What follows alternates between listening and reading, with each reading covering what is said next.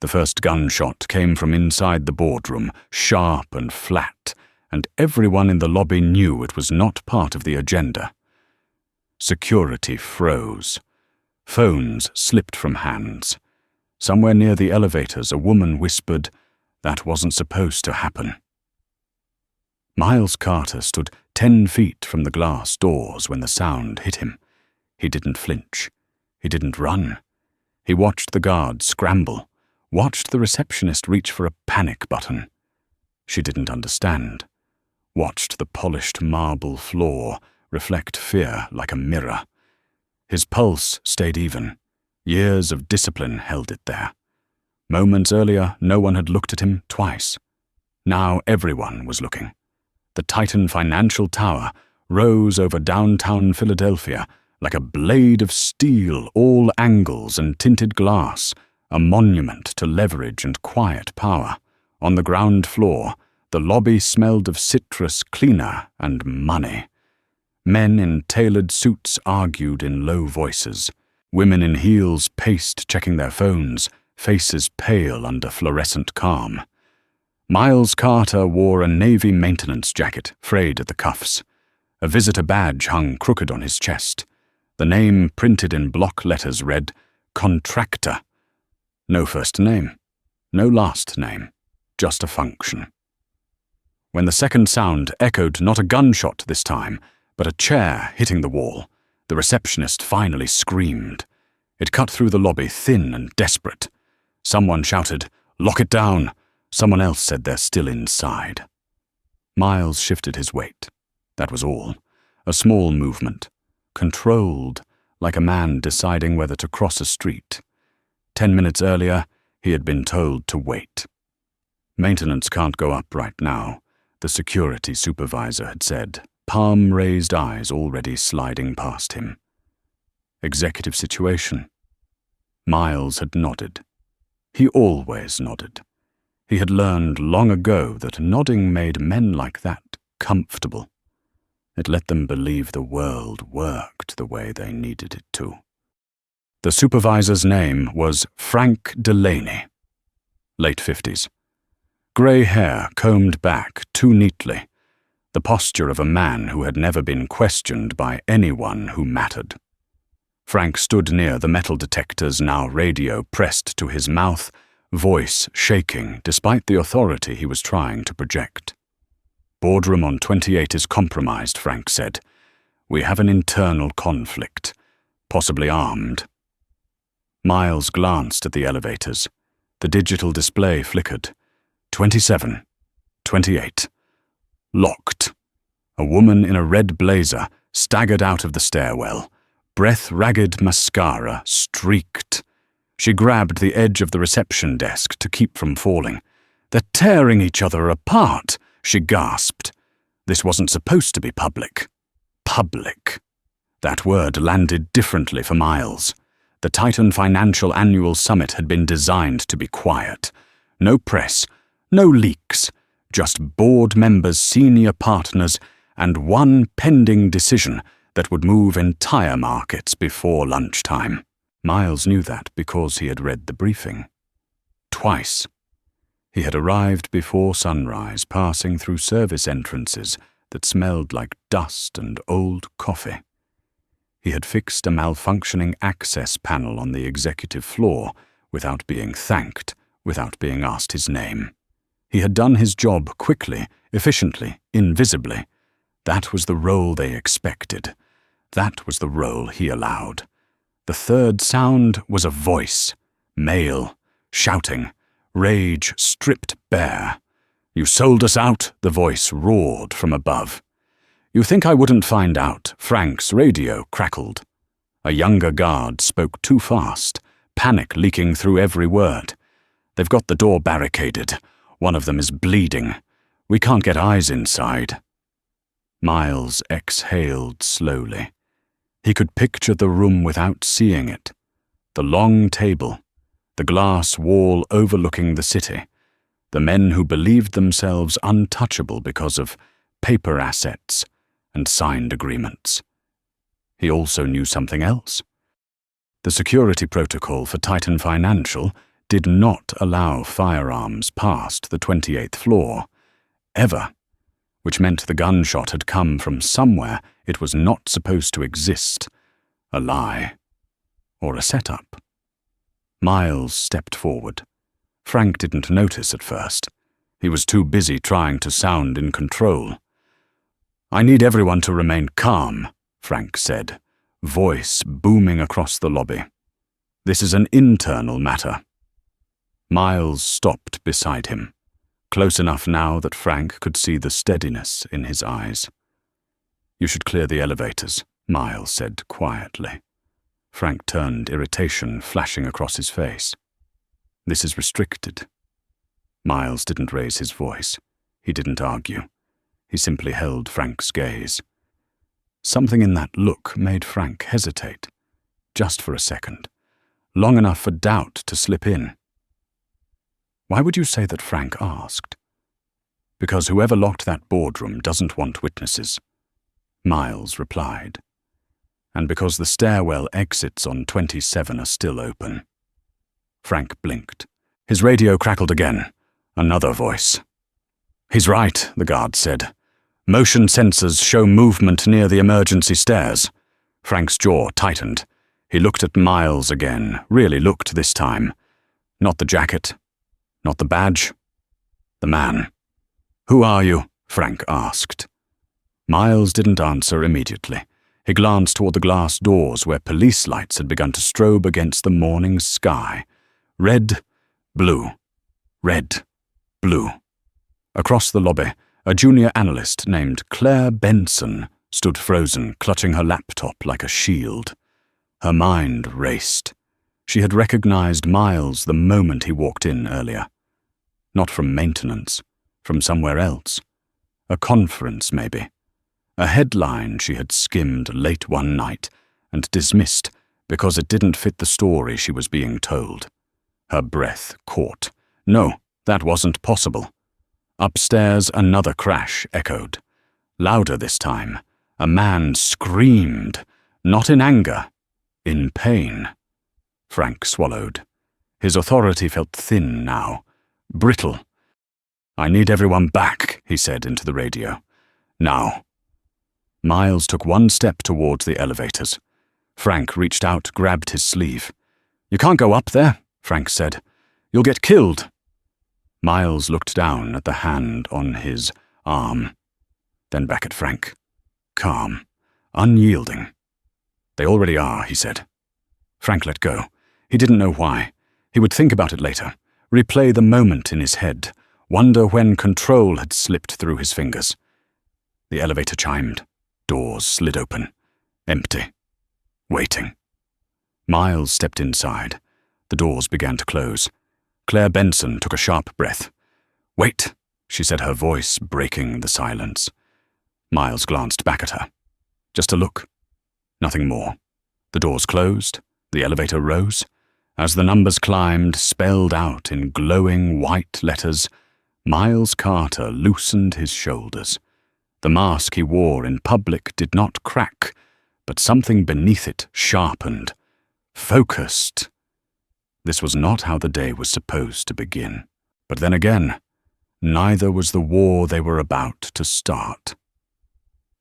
The elevator hummed as it climbed, smooth and silent, the kind of sound designed to reassure people who believed systems always worked. Miles Carter watched the numbers change, each floor sliding past with mechanical obedience.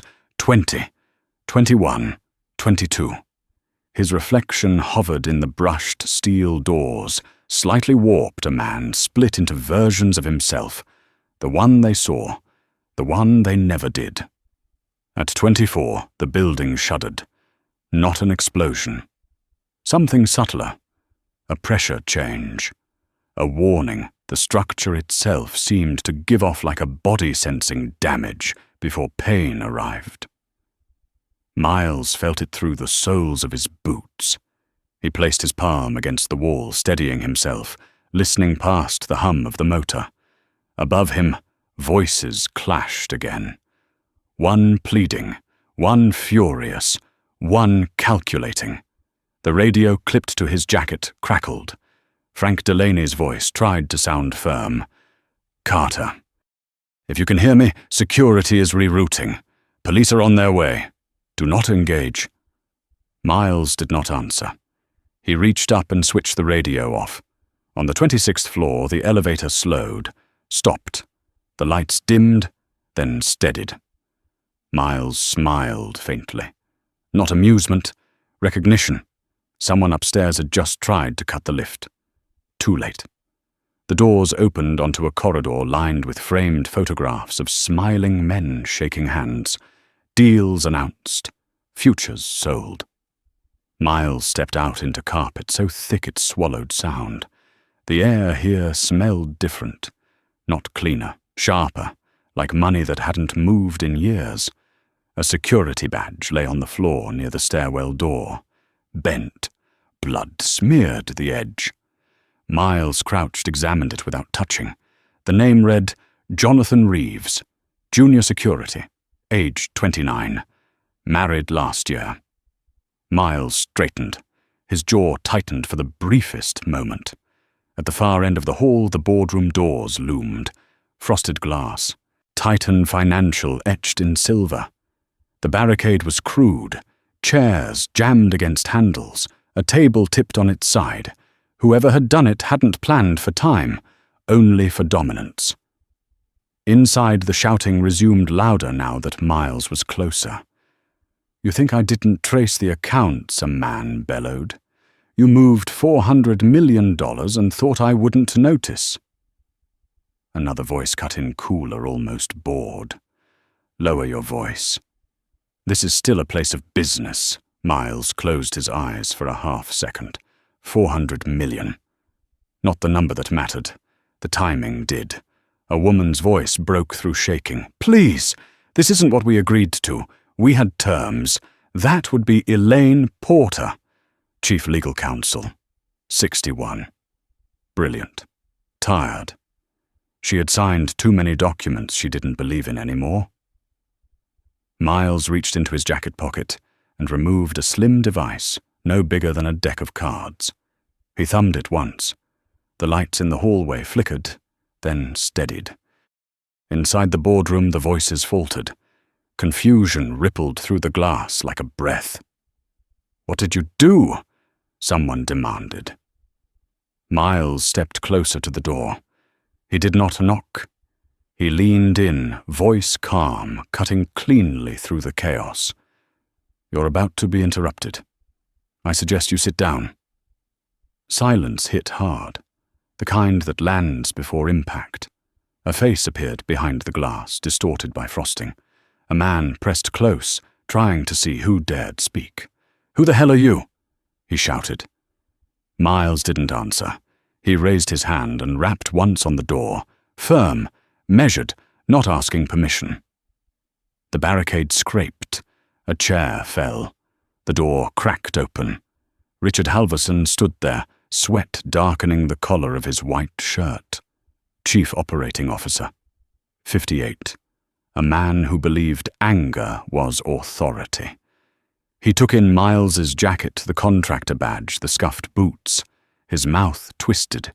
"This is a restricted area," Richard snapped. "Get out before you make this worse." Behind him, the boardroom was chaos contained. Papers strewn. A man slumped against the table, hand pressed to his side, blood seeping through his fingers. Elaine Porter stood rigid near the window phone, clutched uselessly in her hand. Another man, younger eyes wild, paced like a caged animal. Miles met Richard's glare without blinking. "Someone's already bleeding," he said. "That makes it worse." Richard laughed, sharp and humorless. "You think this concerns you?" Miles stepped past him. Just walked in. The room reacted instantly. Chairs scraped. The younger man lunged forward, then stopped when Miles turned his head slightly. The man who was bleeding groaned. His name was Victor Lang, board member. 64, a survivor by reputation. Not by character. Elaine finally found her voice. "Who are you?" she asked, quieter than the other's eyes searching. Miles looked at her. really look it. He saw the fear she hid behind composure, the regret, the calculation still running even now. "My name doesn't matter yet," Miles said. "What matters is that you're all about to make a very bad decision." Richard scoffed. "Security will have you removed in seconds." "No," Miles replied. "Security is locked out. The police are 5 minutes away, and the server you just authorized to wipe is still running." The younger man froze. "That's impossible." Miles's gaze slid to him. "Ethan Cole, Acting Chief Technology Officer. You authorized the wipe from your tablet. You forgot one redundancy." Ethan's face drained of color. He looked down at the tablet in his hands, as if it had betrayed him. Victor Lang laughed weakly through clenched teeth. "This is absurd. You're a maintenance worker." Miles moved toward the center of the room. Each step felt deliberate, heavy with intent. "No," he said. "I'm a contingency." Elaine's breath caught. Something in his tone unlocked a memory. A meeting months ago. An addendum she hadn't understood but signed anyway. "You," she whispered. "You're the one they mentioned. The external authority clause." Richard spun toward her. "What are you talking about?" Elaine swallowed. "The board voted it in last quarter. Quietly, in case of internal criminal exposure. A failsafe." The room shifted. Fear found new shapes. Miles stopped beside the long table, placed his hands flat on its polished surface. The wood was warm from bodies from conflict. "Titan Financial is under investigation," he said. "Not by the police." "Not yet. By its own investors." Richard's laugh cracked. "You expect us to believe this?" Miles reached into his jacket and removed a slim folder. He slid it across the table toward Elaine. She opened it with trembling fingers. Her eyes moved fast. Faster, then stopped. "Oh my God," she breathed. Ethan backed away. "That's not real." "It is," Elaine said. "And it's dated 6 months ago."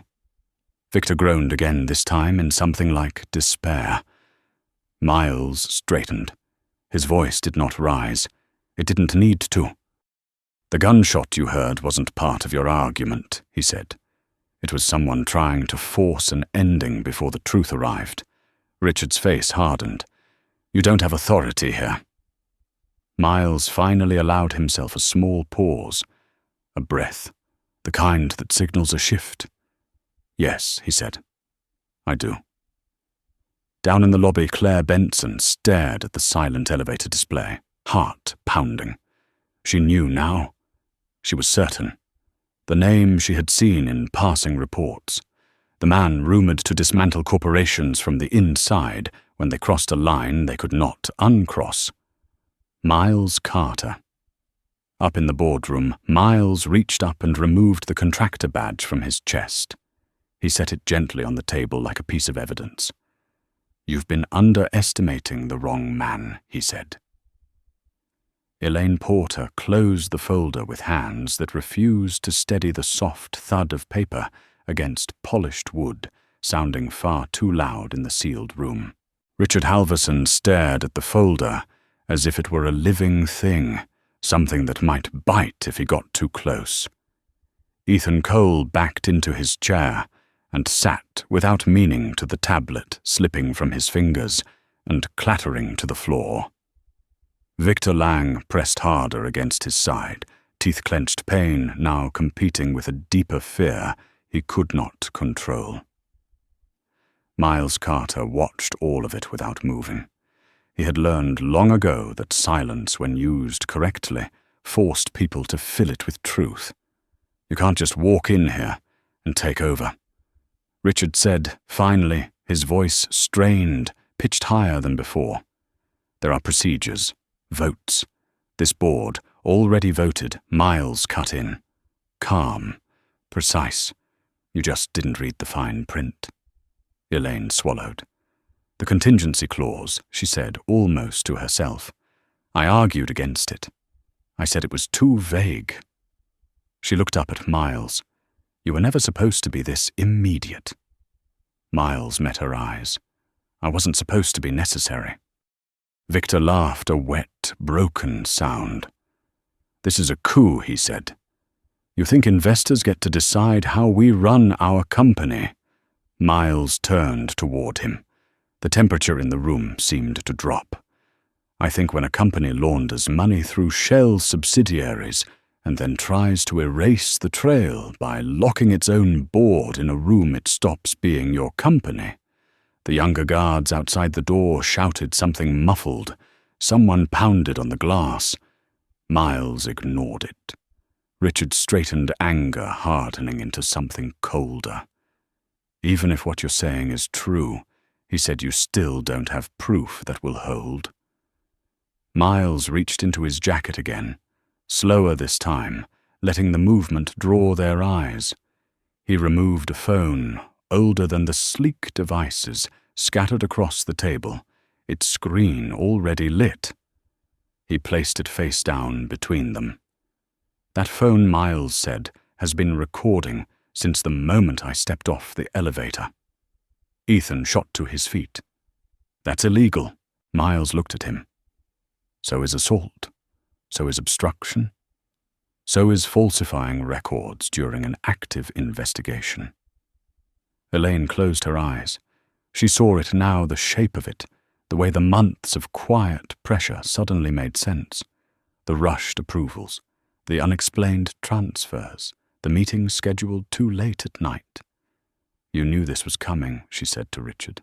That's why you panicked. Richard didn't deny it. His gaze flicked to Victor, then away. We were protecting the firm. No, Elaine said softly. You were protecting yourselves. Victor's breath hitched. You don't understand what happens if this comes out. Miles leaned forward, palms flat on the table again. I understand exactly what happens.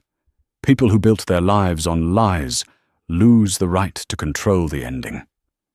The pounding on the door intensified. A voice shouted Frank Delaney's name. Another voice swore. Somewhere below, sirens wailed, growing closer, then abruptly cutting off as someone redirected them. Titan Financial did not like unnecessary witnesses. Elaine opened the folder again this time, pushing it across the table toward Richard. These accounts, she said, her voice steadier. Now they trace back to you. All of them. Richard didn't look. You think I did this alone? Miles's eyes flicked to Ethan, then to Victor. No, he said. I think you underestimated how many people would choose self-preservation over loyalty when the math stopped working. Ethan shook his head, sweat beading along his hairline. I didn't know it was that much. You knew enough, Miles said. Enough to stay quiet. The man near the window, a silent board member named Samuel Price, finally spoke. His voice was hoarse. If we cooperate, he said, what happens to the company? Miles straightened. This was the question he had been waiting for. That depends on what you do in the next 3 minutes. Elaine glanced at the clock on the wall. Time felt elastic now, stretched thin and trembling. What do you want? She asked. I want the truth, Miles replied. On record. Names. Authorizations. Every attempt you made to bury it. And if we refuse, Richard challenged. Miles picked up the phone and turned it over. The screen lit the table reflected in every face. Then this recording goes to federal prosecutors, regulatory agencies, and every institutional investor who ever trusted you. The market opens in 40 minutes. Victor's shoulders slumped. He looked old suddenly. You planned this. Miles's expression didn't change. I prepared for it. Outside, the glass door shattered inward. Security flooded the room. Weapons raised confusion, written across their faces as they took in the scene. Frank Delaney stood at the front, breathless eyes darting between Miles and the board. Stand down, Elaine said sharply, Her voice carried authority, now stripped of doubt. "Everyone stand down." Frank hesitated. He looked at Miles, then back at Elaine. Something in her tone cut through his training. He lowered his weapon. The others followed. Richard laughed again, hollow. "So that's it," he said. "We're done." "No," Miles said. "You're accountable." Claire Benson burst into the room, then phone clutched in her hand, face flushed. She froze when she saw Miles standing at the center of the table, commanding the space without raising his voice. Her suspicion crystallized into certainty. Miles met her eyes briefly. He didn't acknowledge her recognition. Not yet. Elaine took a breath. "I'll cooperate," she said.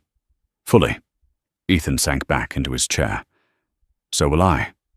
Victor closed his eyes. "I don't have a choice." Richard stared at them, betrayal etched into every line of his face. "You think this saves you?" Elaine met his gaze. "It gives us a chance, to be honest." Miles nodded once. "That's all anyone gets." He stepped back as federal agents entered the room, summoned not by sirens, but by prearranged calls that had been waiting for the right moment. Hands were cuffed, statements demanded. The machinery of consequence began to turn. As Richard was led away, he twisted back toward Miles. "Who are you really?" he spat. Miles leaned close enough that only Richard could hear. "The part of the system you forgot to fear." Down in the lobby, screens flickered to life as news alerts began to populate. Titan Financial Trading halted pending investigation. Investors froze accounts. Analysts scrambled for explanations. Claire stood in the doorway watching Miles as he removed his jacket, revealing a tailored suit beneath the worn fabric. She understood now why he had moved the way he did, why authority bent toward him without being asked. Miles Carter did not leave with the agents. He didn't need to. He stood alone for a moment in the emptied boardroom city, stretching beyond the glass, breathing evenly as the weight of the room finally lifted. This was not the end. It was only the moment the story stopped being theirs. The first thing Miles Carter did after the boardroom emptied was sit down. Not from exhaustion, from calculation. He chose the chair Victor Lang had occupied, the one closest to the window, and let the city settle back into focus, beyond the glass. Sirens moved like veins of light through downtown, distant, now redirected, absorbed. Titan Financial Tower exhaled. The building had survived. The men inside it had not. Claire Benson stood near the doorway, unsure whether to step forward or disappear. She had built her career on reading rooms before she entered them, on knowing when to speak and when to wait. This room was different. It had been stripped bare. Power no longer pretended to be polite.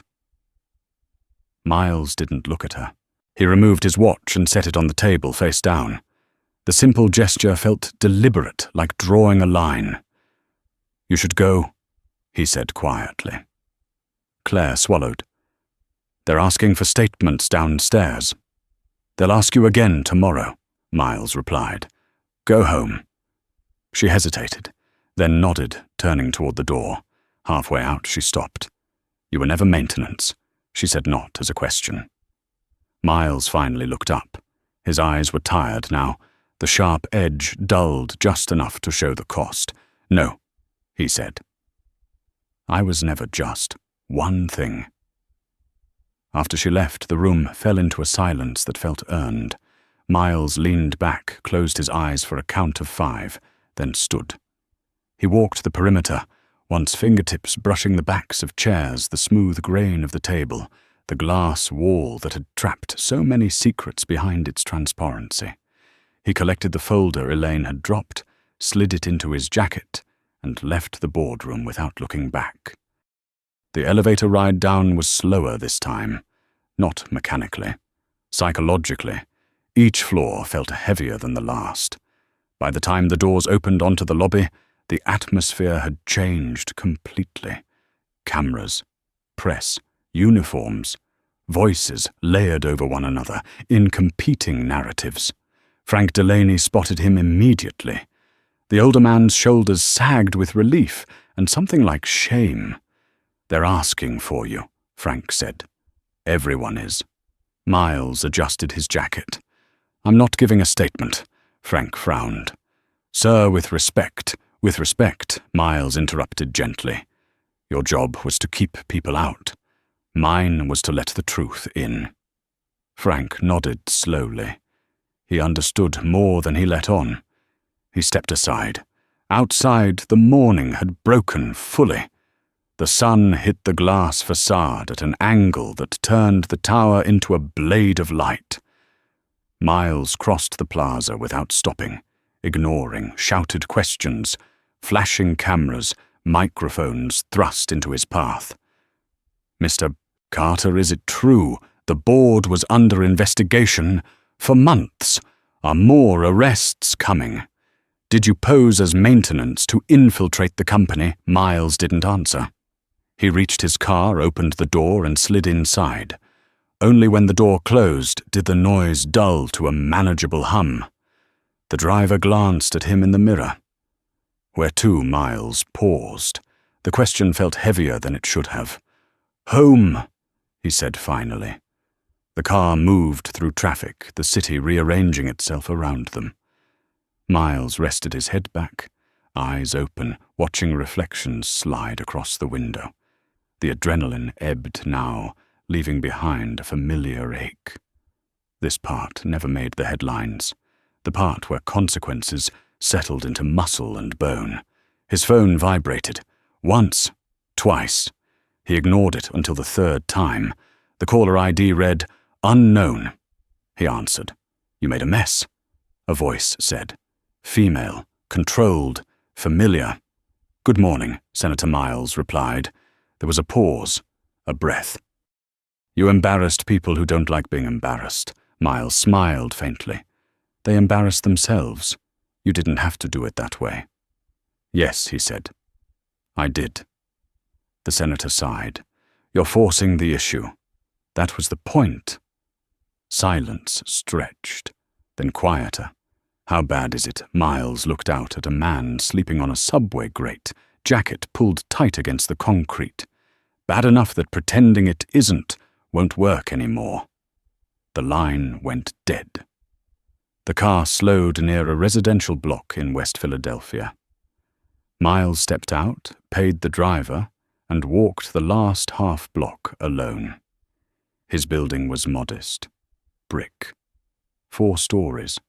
The kind of place people looked through when they passed it, assuming nothing important happened inside.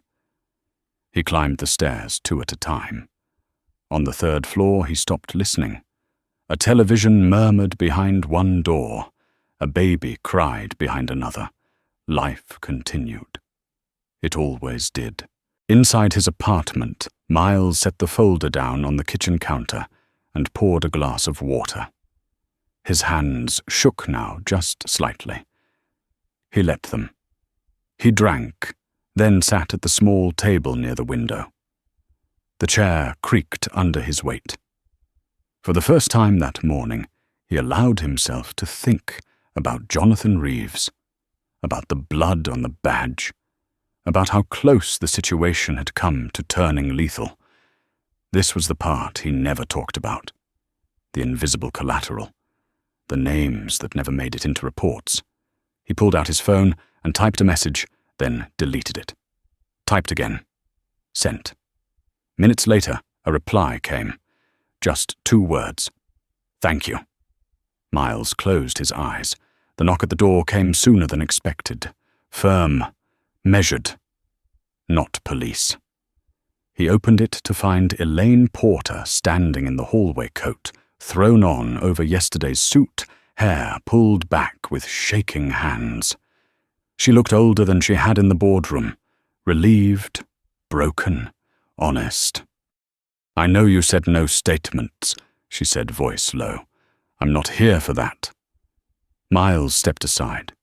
She entered, eyes taking in the small space, the unremarkable furniture. You don't live like I expected, she said.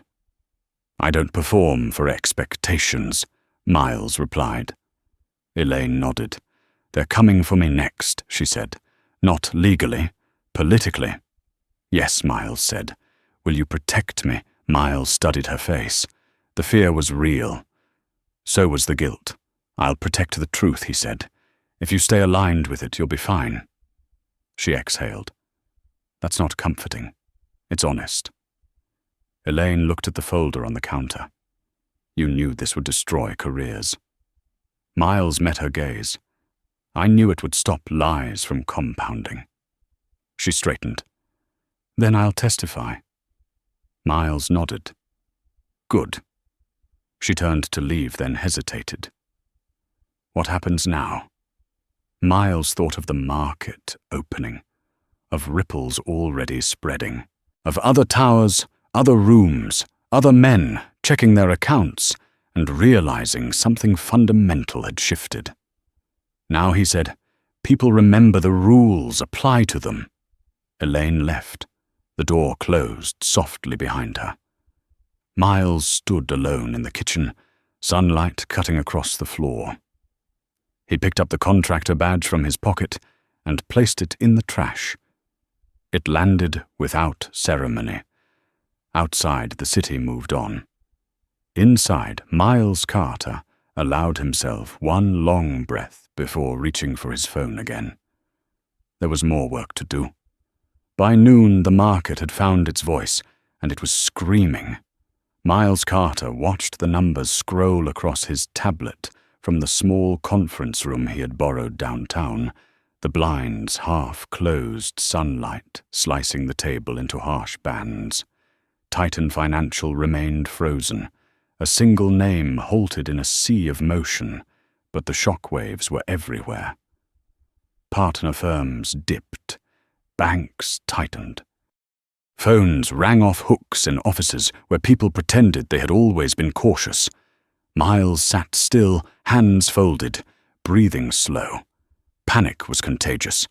So was discipline. Across from him, Jordan Alvarez leaned back in his chair, jaw-tight fingers drumming once before he forced them still. Jordan had been a prosecutor once, then something sharper. He didn't ask questions he didn't already know the answers to. They're trying to frame the narrative, he said. Internal dispute, rogue executives, isolated incident. Miles nodded. They always do. They want to know who authorized you. Miles's mouth twitched, not quite a smile. No one. Jordan studied him. That's not the answer they're looking for. It's the one they'll have to accept. The door opened without a knock. A woman stepped in, phone already in hand expression, composed to the point of fragility. Naomi Reed, communications strategist, mid-40s, brilliant at turning wreckage into something that resembled a plan. They're circling, she said. Congressional offices, regulators, 3 networks. One cable host is calling it economic sabotage. Miles finally looked up. Good. Naomi blinked. Good. They're scared, Miles said. Fear makes people sloppy. She set her phone down, crossed her arms. They're asking about the disguise, maintenance, contractor badge. They're calling it deception. Miles leaned forward. Did I lie? Naomi hesitated. No, then it isn't deception, Miles replied. It's omission. They omitted seeing me. Jordan let out a low breath. There it is. Naomi shook her head slowly. You know they'll try to paint you as a vigilante. Miles's eyes hardened. I'm not here to be painted. Another vibration. Miles checked his phone. This time he answered. Yes. The voice on the other end was older, measured, carrying authority like a practiced habit. This is Director Halprin. I know, Miles said. A pause. You've created a situation. Yes. You've also created leverage. Miles glanced at the blinds. the thin strip of city beyond them. Leverage is just pressure with direction. The director exhaled. We want cooperation. You'll have it, Miles said. On the record, with protections. Protections for whom? For the people who didn't have them yesterday. Silence. Then we'll be in touch. The call ended. Naomi stared at him. You talk to them like they work for you. Miles stood, walked to the window, and cracked the blinds, just enough to let the city flood in. Sirens in the distance, construction hammers, a bus wheezing to a stop.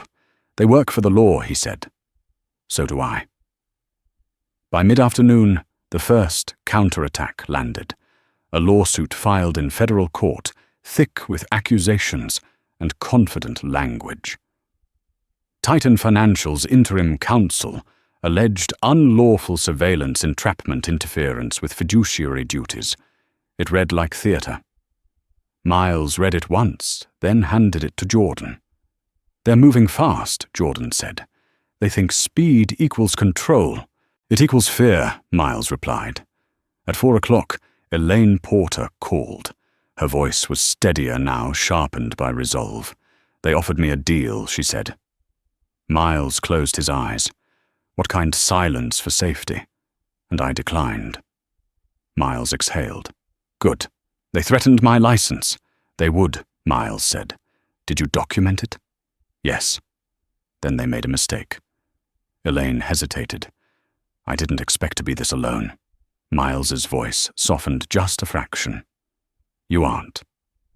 After the call, the room grew quiet again. Naomi checked her phone, frowned. Your name is trending, she said. Half the country thinks you're a hero. The other half thinks you're a criminal. Miles didn't react. That's balance. Jordan stood. I'm going to court. Miles nodded. I'll be here. When they were gone, Miles sat alone and finally let the fatigue seep in. It pooled behind his eyes, heavy and insistent. He pressed his fingers to his temples, breathed through it. He had learned to function inside this space, the thin line between clarity and collapse. The door opened again. This time, a different presence filled the room. Claire Benson stood there, notebook tucked under her arm, expression unreadable. You said go home, she said. Miles regarded her evenly. You didn't listen. No, she said. I paid attention. He gestured to the chair. She sat back, straight, pen poised but unmoving. I'm not here for a quote, she said. Not yet. Then why are you here? Claire hesitated. Because this isn't just a story about a company. Miles waited. It's about a system that assumes who gets to be seen. She continued. And who doesn't. Miles's gaze sharpened. You're learning. I want to get it right, she said. Not fast. Right. Miles stood, walked to the door and opened it. Then start by leaving. Claire blinked. Watch what happens next, Miles said. Right about that. She stood, slowly nodding. I will. After she left, Miles checked the time. The market was closed now, the day's damage done. The night would bring different battles, quieter, more dangerous. His phone vibrated again, a message this time, a single line from an encrypted contact. They're moving money, Miles typed back. Where? The reply came fast. Offshore, same channels. Miles' straightened fatigue burned away by focus. He grabbed his jacket, slid his arms into the sleeves. So it begins, he murmured to the empty room. As he stepped into the hallway, the lights flickered, once then steadied. Miles paused, listening to the building, to the hum of systems straining under new pressure. Somewhere someone was realizing the rules had changed. Miles Carter walked forward, already adjusting his pace. The story wasn't over. It was accelerating. The transfer hit at 7:06 in the evening, quiet and precise, the way people move money when they believe no one is watching. Miles Carter stood in the narrow hallway, outside the conference room, phone pressed to his ear, listening to Jordan Alvarez breathe on the other end of the line. Not panic. Calculation. That was good. "They're splitting it," Jordan said. 5 channels, 2 shell funds in the Caymans, 1 in Zurich, 1 routed through a Delaware trust, 1 disguised as a vendor payment. Miles closed his eyes and pictured it, the digital arteries pulsing as value slipped its leash. "Who authorized the vendor?" "A signature we haven't seen before," Jordan replied. "New name." "Old handwriting." "Send it," Miles said. He ended the call before Jordan could ask the next question. He already knew it. How far was Miles willing to go tonight? The answer wasn't something he said out loud anymore. He walked. Outside, the city had shifted into its evening rhythm. Office lights flickered off. Bars filled. The sidewalks thickened with people who believed the day's battles were done. Miles moved through them without being seen, coat unbuttoned, stride unhurried. He crossed the street against the light, not because he was careless, but because the timing was right. He had learned to trust that instinct. His phone buzzed again. A text this time. "Unknown. They're using the harbor route." Miles stopped at the curb. Harbor route meant physical assets. It meant containers. It meant a last resort when digits stopped being loyal. He typed back 1 word. "Which?" The reply came slower. "South Pier. 10 p.m. Miles slipped the phone into his pocket and kept walking. He took a bus, 2 stops, then another, then walked the last half mile. The air near the water was cold salt threaded with diesel. Sodium lights cast everything in a jaundiced glow. South Pier sat mostly dark cranes, hunched like tired animals, ships moored and silent. A security booth stood at the entrance windows, fogged radio murmuring. Miles approached without breaking stride. The guard inside looked up, mid-50s coffee ring staining the desk. His eyes flicked to Miles's face, then away, already sorting him into a category that required no effort. "Restricted," the guard said, not unkindly. Miles stopped. "I know," he said. The guard frowned. "Then you should turn around." Miles met his eyes. "If I do, a lot of people are going to wake up tomorrow and realize something they rely on vanished in the night." The guard stared at him, irritation rising. "Buddy, I don't." Miles slid his phone across the counter screen, lit. A shipping manifest filled the display, container numbers, origin points, a signature at the bottom that matched the one Jordan had described. The guard's jaw tightened. "Where did you get that?" "From the people who forgot you exist," Miles said. "You can call your supervisor, or you can let me through and keep your job." The guard hesitated. His hand hovered over the radio. He thought of overtime, of a mortgage, of a son who needed braces. He nodded once and buzzed the gate. Miles walked past without a word. At the far end of the pier, a group of men moved between stacked containers, their silhouettes breaking and reforming under the lights. One laughed too loudly. Another swore as he dropped something heavy. A forklift hummed, backing up with a shrill beep that cut the air. Miles slowed, listening. He counted footsteps. 4 men. Maybe 5. No security detail. That told him everything he needed to know. This wasn't official. It was desperate. He stepped into the light. The laughter died instantly. A man in a reflective vest, turned eyes narrowing. "Who the hell are you?" Miles stopped 10 feet away. Close enough to be heard, far enough to move. "You're moving assets you don't own," he said. "You should stop." One of them snorted. "You lost." Another man, older with a scar along his jaw, studied Miles more carefully. "Wait," he said. "I know you." Miles tilted his head. "Do you? You were at Titan," the man said. "On the news." Miles didn't deny it. The scarred man's mouth twisted. "You got some nerve." Miles's voice stayed level. "You don't want to be here when the Coast Guard arrives." The men exchanged looks. The one in the vest laughed again, sharper this time.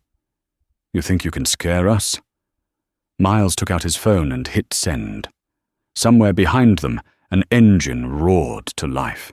Blue lights flared at the far end of the pier, reflected off steel and water. The laughter stopped. "Move away from the containers," Miles said. "Now." The scarred man hesitated, then raised his hands slowly. The others followed curses, spilling out under their breath. The forklift powered down. The night held its breath. By the time the authorities arrived, Miles had stepped back into the shadows. He watched from a distance as hands were cuffed, as manifests were checked, as calls were made. He didn't wait for thanks. He never did. His phone rang. Naomi Reed this time. "You were right," she said. Their bleeding credibility. Donations froze. "Board members resigning," Good Miles said. "There's something else," Naomi added. "They're whispering your name like it's a warning." Miles looked out at the dark water, at the ripples, catching light. It should be. He ended the call and stood there a moment longer, letting the cold seep through his coat. This was the part that never made it into reports. The edges. The spaces where law met will. His phone vibrated again. A photo this time. Elaine Porter standing in a hallway he didn't recognize, holding a document with shaking hands. The caption read, "Done." Miles exhaled. He typed back one more step. On the walk back, his thoughts finally turned inward. To the costs. To the nights like this that stacked up until they felt like a second spine. He thought of the guard at the booth, of the men who'd tried to run, of the millions that almost disappeared because someone believed consequence was optional. By the time he reached his apartment, the city had settled. He kicked off his shoes, set his phone on the table and sat in the dark. The silence pressed in, heavy but honest. There would be retaliation. There always was. Tomorrow would bring hearings, threats dressed as invitations, offers wrapped in flattery. He would meet them all the same way, calm, precise, unmoved. Miles Carter leaned back, eyes closed, listening to the building breathe. The money hadn't moved. The night hadn't won. Not tonight. And somewhere far above the waterline, someone was realizing that running only worked until someone decided to follow. The first threat arrived before dawn, folded neatly into Miles Carter's inbox like a courtesy note. It didn't shout, it didn't curse, it simply listed 3 addresses, a time window, and a final line that read, "You don't get to decide how this ends." Miles read it once, then deleted it. He stood at his kitchen window watching the sky lighten over the rooftops, listening to the city wake. Somewhere a garbage truck hissed. A door slammed. Life continued stubborn and ordinary. He made coffee, black, drank it, standing up, and let the adrenaline burn itself down into something colder. By 8, the hearings had been scheduled. Emergency session, financial oversight committee, cameras guaranteed. Miles arrived early, walking past security, without breaking stride, nodding once to the guard who recognized him, but didn't ask for a badge. Inside the hearing room smelled like old wood and anticipation. Senators clustered in quiet conversations, staffers whispering, reporters testing microphones. Jordan Alvarez waited near the witness table jacket, already off, sleeves rolled up. "They're nervous," he murmured. "That usually makes them sloppy." Miles took his seat, or vicious. The room filled fast. When the gavel fell, silence snapped into place. Questions came sharp and fast, wrapped in concern and edged with accusation. Who authorized you? What mandate did you act under? Did you believe yourself above oversight? Miles answered each one evenly. No deflection, no bravado. He spoke about fiduciary duty, about investor protections, about laws written for moments exactly like this. He did not raise his voice. He did not apologize. A senator leaned forward, eyes narrowed. You infiltrated a private corporation under false pretenses. Miles met his gaze. I entered a public-facing institution under the same access it offers anyone it believes irrelevant. A murmur rippled through the room. Pens paused. A camera zoomed in.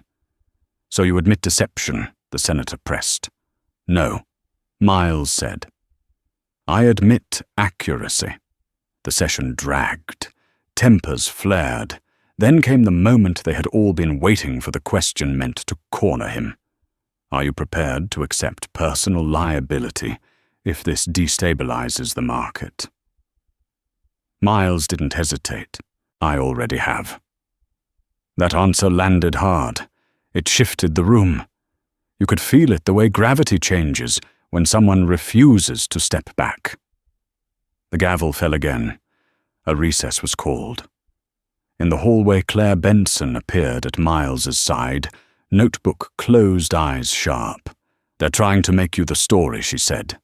They always do, Miles replied. Someone leaked the threat, she continued. Not the details, just enough to imply you're reckless. Miles stopped walking. He turned to face her. Did you verify it? Yes, she said. From 2 sources. Then write that Miles said, and write who benefits from the implication. Claire nodded. They're pushing a narrative that you're acting alone. Miles's mouth curved slightly. I am. That afternoon the pressure escalated. Calls came from offices that had never spoken to him before. Offers wrapped in concern, warnings dressed as advice. One voice suggested he step back for his own safety. Another hinted at indictments that could be made inconvenient. Miles listened, thanked them, declined. By evening, the first person of consequence landed. His bank flagged unusual activity. A compliance hold, legal, temporary, inconvenient by design. He smiled when he saw it. Predictable. He took the subway home, standing near the door hands, loose at his sides. 2 stops from his apartment, a man brushed past him, shoulder bumping harder than necessary. Watch it, the man muttered. Miles didn't respond. He watched the reflection instead, the way the man avoided his eyes. Fear masquerading as aggression. Another pattern. At home, he found the envelope taped to his door. No stamp, no return address. Inside, a single photograph. His building, taken from across the street. Recent. Miles exhaled slowly and tore it in half. He didn't call the police. He called Naomi Reed. It's moving, he said. I know, she replied. They're trying to isolate you. They won't, Miles said. They can't. An hour later, Jordan arrived with a bag of takeout and a grim expression. They're leaning on old cases, he said. Trying to find something that sticks, will they? Miles asked. Jordan shook his head. No, but they'll try. They ate in silence for a few minutes. Then Jordan spoke again. Why don't you let someone else take point for a while? Miles set his fork down. Because they're testing whether I'll flinch. Jordan studied him. And will you? No. The night deepened. Outside, rain began to fall, light at first, then harder, streaking the windows. Miles stood pulled on his jacket. I have to go out. Jordan frowned. Now. Yes. Where? Somewhere, visible. He walked the city for hours, past diners and bus stops, past shuttered storefronts and lit windows. He let himself be seen. Cameras caught him. Phones lifted. He moved through it all without haste, without armor, daring the narrative to keep up. Near midnight, his phone buzzed. A new message. Unknown. "You think you're untouchable," Miles typed back. "I think you're predictable." The reply came fast. "This isn't over." Miles slipped the phone back into his pocket and kept walking. At the corner of Walnut and 18th, a woman stepped out of a doorway and nearly collided with him. She gasped, then laughed softly. "Sorry," she said. "No harm," Miles replied. She studied him for a moment, then recognition dawned. "You're him," she said. "Not accusation. Observation." Miles nodded once. "Good," she said simply, and walked on. That moment stayed with him as he climbed the stairs back to his apartment. He unlocked the door, stepped inside, and leaned back against it. The threats would continue. The pressure would mount. But so would something else. Momentum. Miles Carter moved to the window and looked out at the rain-slicked street below. Somewhere the people who had relied on silence were realizing it no longer protected them. He turned off the light, letting the darkness settle. Tomorrow would be harder. That was how he knew it was working. The first crack came from inside their own ranks, and it arrived disguised as loyalty. Miles Carter was reviewing a quiet stack of affidavits when Jordan Alvarez stopped mid-sentence and went still, eyes locked on his phone. The room felt it before anyone spoke, a subtle shift like a floor losing integrity beneath polished calm. "They're leaking internal timelines," Jordan said slowly. "Selective ones." Miles didn't look up. "To whom?" "Friendly outlets," Jordan replied. "The kind that sound neutral until you read the adjectives." Miles set the papers down, aligning the edges with care. "Which means someone wants to control the collapse." Naomi Reed entered without knocking expression, tight. "It's worse," she said. "They're offering a deal publicly. Cooperation in exchange for reduced penalties. But the language frames you as the trigger. Necessary disruption. Lone catalyst." Miles finally looked up. His eyes were clear. "They're trying to turn cause into convenience. They're trying to make you expendable," Naomi said. "Yes," Miles replied. That was always the end game. The hearings resumed that afternoon, longer this time, sharper. A new witness took the stand, a former Titan executive whose name had not appeared until now. Marcus Hale, late 40s, smooth voice, carefully practiced remorse. He spoke about pressure, about confusion, about a man who appeared out of nowhere and forced a reckoning too fast for reason. Miles watched from the back of the room. He didn't react when Hale described him as unpredictable. He didn't move when Hale suggested instability. He focused instead on the man's hands, the way they never quite stopped moving, fingers tracing patterns that betrayed the lie beneath the performance. When Miles was called forward, the room leaned in. Cameras adjusted. The senator at the center cleared his throat. "Mr. Carter, are you aware of the testimony just given?" "Yes," Miles said. "Do you deny it?" "I contextualize it," Miles replied. A ripple of sound moved through the room. "Hearings are not for philosophy," the senator snapped. "They are for truth," Miles said evenly. "And truth requires context." He spoke then, not loudly, not dramatically. He spoke about timelines Hale had omitted, about emails sent after midnight, about meetings that never appeared on calendars. He spoke about incentives, about fear, about the moment when protecting oneself becomes indistinguishable from harming everyone else. Hale shifted in his seat. The senator frowned. A staffer whispered urgently. Miles finished and stepped back. No flourish. No demand. Outside, the rain had returned heavier now, drumming against stone and glass. Claire Benson caught up to him on the steps, breath quick. "They're turning," she said. "Public sentiment." Slowly. "They will," Miles replied, "until someone gives them something easier." That something arrived before nightfall. Elaine Porter was arrested. The charge was procedural, technical, almost insulting in its precision. Failure to disclose a prior consultation, the kind of thing that never led to handcuffs unless someone wanted a photograph. The image spread fast. Elaine Coate pulled tight eyes, steady, walking between officers who looked uncomfortable holding her. Miles stared at the screen. Jordan swore under his breath. Naomi went pale. "They're sending a message," Naomi said. Miles nodded. "To her?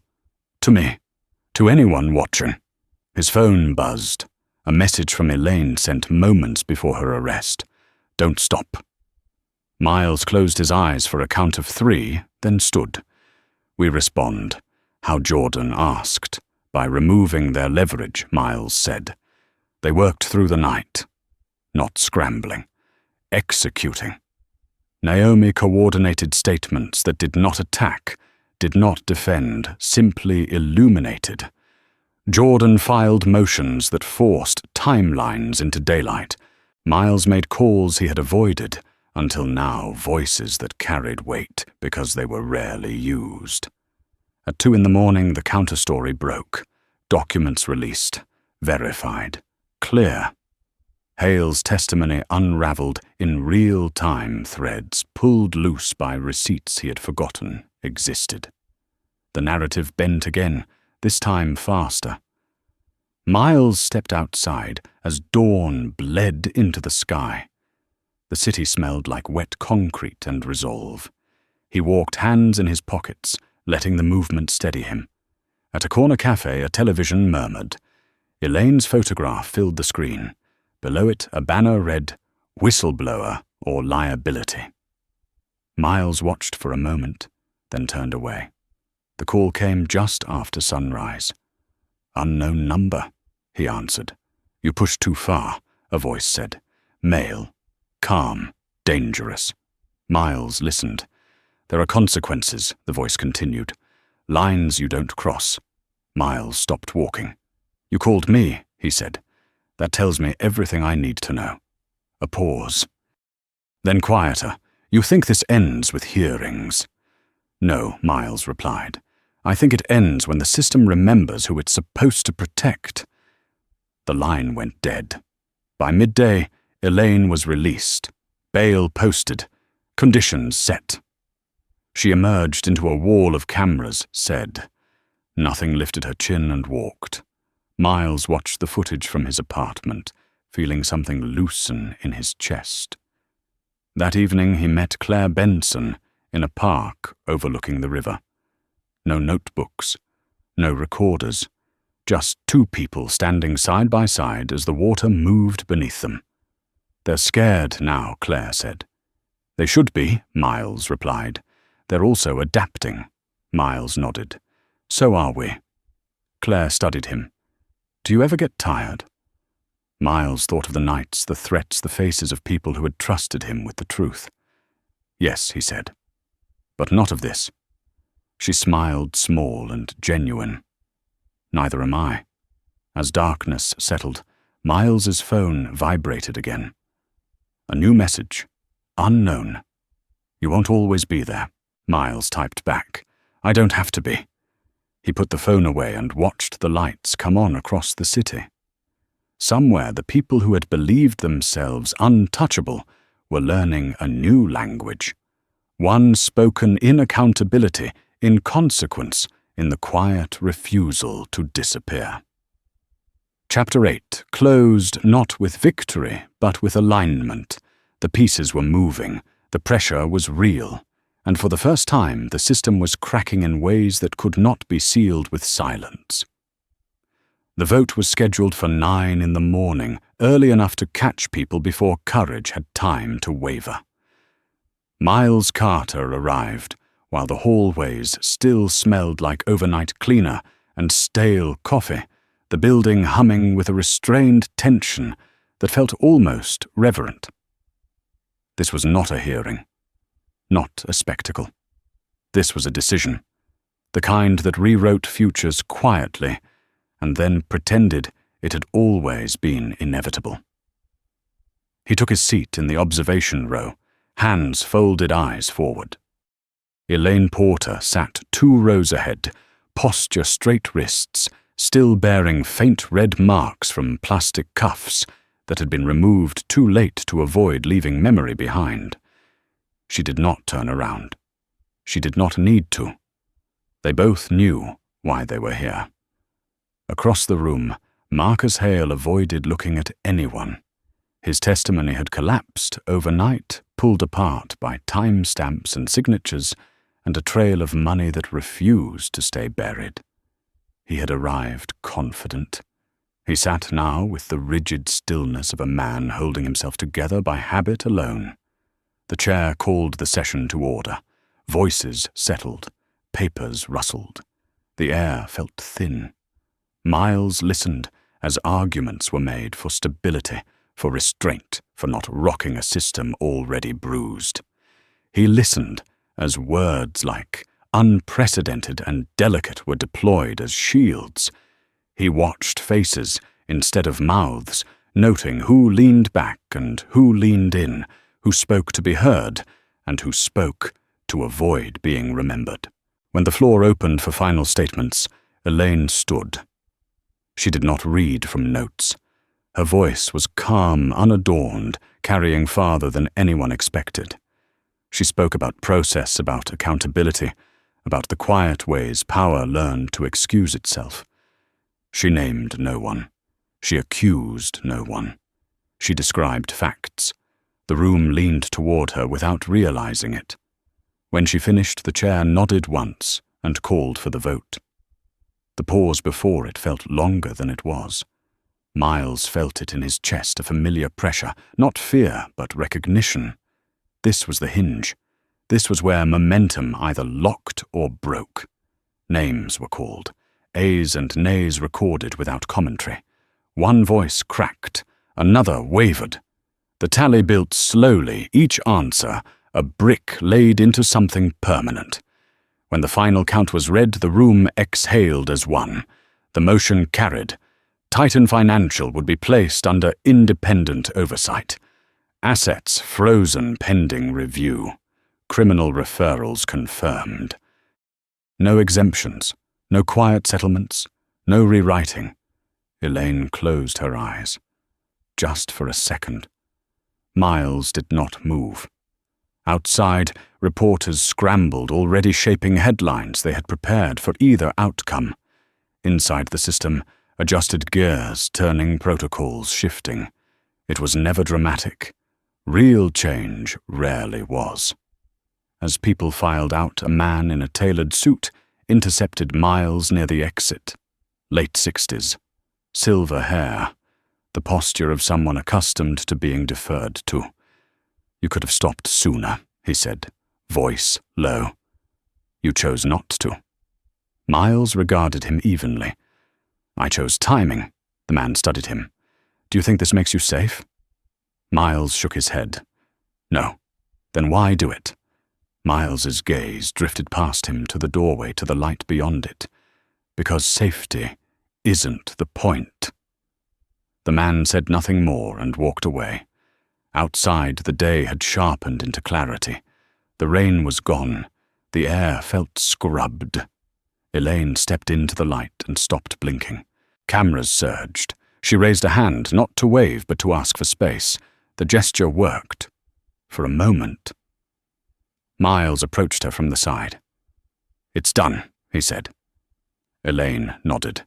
"It started." She looked at him, then really looked.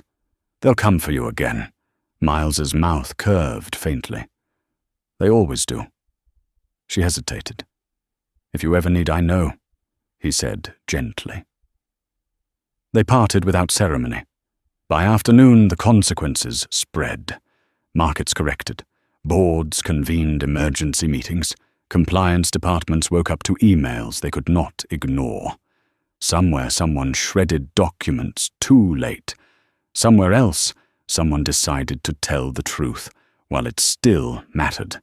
Miles walked the city, letting the movement bleed off the remaining tension. He passed a group of construction workers breaking for lunch, laughter loud and unguarded. A woman argued with a parking meter. A man played violin near the subway entrance, the sound thin but earnest. His phone buzzed. A message from Naomi. "It's holding," Good Miles typed back. Another message followed this one from an encrypted contact he rarely heard from. "You did it." Miles paused, fingers hovering. "We did," he replied. As evening approached, the city softened. Lights came on. Windows glowed. Miles returned home and sat at his small kitchen table, the same one he had sat at after the boardroom emptied, after the night at the pier, after the threats. He poured a glass of water and drank it slowly. For the first time in days, there was nothing pressing him forward. No next move demanding attention. No immediate crisis clawing for response. The quiet felt strange, almost suspicious. He thought of Jonathan Reeves, of Elaine's steady voice, of Claire Benson somewhere shaping words that would outlast the moment. He thought of the guard at the pier, of the woman on the street who had said good without explanation. These were the things that stayed. His phone rang once more. "Jordan, it's over," Jordan said. "For now." Miles smiled. "It always is." He ended the call and leaned back, staring at the ceiling as twilight deepened outside. Tomorrow others would take over. Oversight committees, prosecutors, auditors. The work would continue slower, louder, less precise.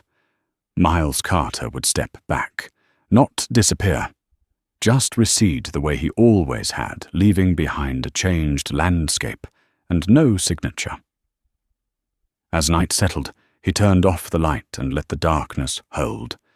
One more chapter remained, not in courtrooms or headlines, but in what came after when no one was watching.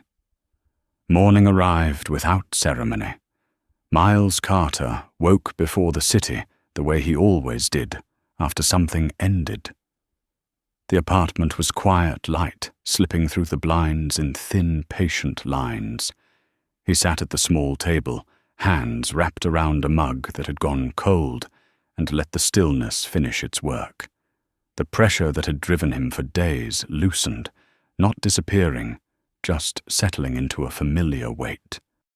This was the aftermath, not relief, alignment. He dressed simply.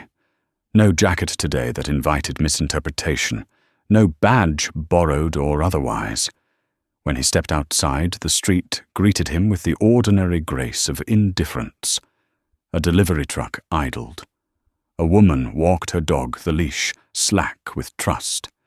A man swept the sidewalk in front of a cafe, moving debris from one place to another, improving nothing that would be noticed, and everything that would be felt. Miles walked. He passed the courthouse without stopping the stone steps already filling with people who would spend their lives inside arguments. He crossed the river and watched the water slide under the bridge, carrying reflections that never stayed long enough to be owned. The city did not know him this morning. That was the point. His phone vibrated once. A message from Naomi Reed. Oversight confirmed. Interim board seated. Independent auditors in place. The language was careful, measured, meant to calm markets and reassure donors. Miles read it, then put the phone away. Words had done their part. Now the system would grind forward, slow and public as systems should. At a corner bakery, he bought coffee, and a roll paid in cash nodded thanks. The cashier did not recognize him. Good. He sat by the window and watched the street. A television mounted above the counter murmured the news, the anchor's voice polished and distant. His name appeared briefly, then slid away beneath a headline about reforms and safeguards. No face, no flourish. The story had learned to move without him. Across town, Elaine Porter stood before a different kind of window hands, braced on glass, watching the city with the careful posture of someone relearning how to stand in daylight. Her phone buzzed with messages she didn't answer. She would answer them later, in order on her own terms. She had chosen the long road. It would ask for everything she had left. She accepted that. Claire Benson typed in a quiet room, deleting as much as she wrote, choosing verbs the way surgeons choose instruments. She did not frame heroes. She framed systems. She let readers see the spaces where people decided to act and the cost of deciding not to. She did not mention disguises. She mentioned access. She did not mention courage. She mentioned timing. The piece would land like a stone, dropped into deep water, the ripples honest and unavoidable. Miles finished his coffee and stood. He walked again farther this time toward a place he had not visited in years. The office was unmarked, the door plain. Inside, a handful of people worked quietly, screens filled with ledgers and maps and timelines that never appeared on television. They looked up when he entered, then returned to their work without ceremony. No applause, no congratulations, just continuity. He took a seat at the long table and listened. Updates flowed, jurisdictions coordinating, safeguards tested, gaps identified. It was not glamorous. It was necessary. Miles spoke when precision was required, nodded when it was not. He did not claim credit. He never had. He had claimed responsibility. By afternoon, the city warmed. The light shifted. Miles stepped outside again and let the sun find his face. The threats had quieted, not vanished. They never vanished. They waited. He would be ready when they returned, or someone like him would be. That was the real work. Not being singular, being replaceable. At dusk, he walked the river path and stopped where the water bent and slowed. He watched a group of teenagers laugh too loudly, daring the night to challenge them. He watched an older couple sit side by side on a bench, saying nothing their silence earned. He watched a man pause to help another tie a loose strap on a bicycle, the exchange wordless and complete. This was what remained when the noise faded, the small decisions, the ordinary decency that did not need witnesses. Miles checked his phone one last time, a message from Jordan Alvarez. Quiet now. Miles smiled. It would be quiet for a while. That was enough.